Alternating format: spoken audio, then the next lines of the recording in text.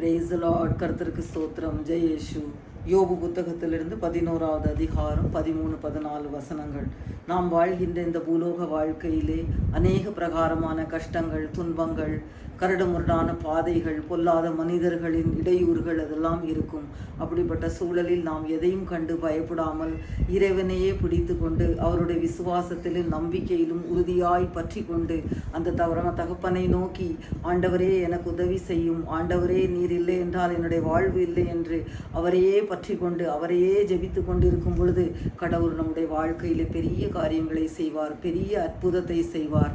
நாம் பொல்லாத மனிதர்களை, இந்த பொல்லாத உலகத்தில் இருக்கும் மனிதர்களை நம்பக்கூடாது, யாரிடமும் விசுவாசம் கொள்ளக்கூடாது, சொந்த பந்தங்களை நம்பக்கூடாது. பாவம் செய்திருந்தால் மன்னிப்பு கேட்க வேண்டும்.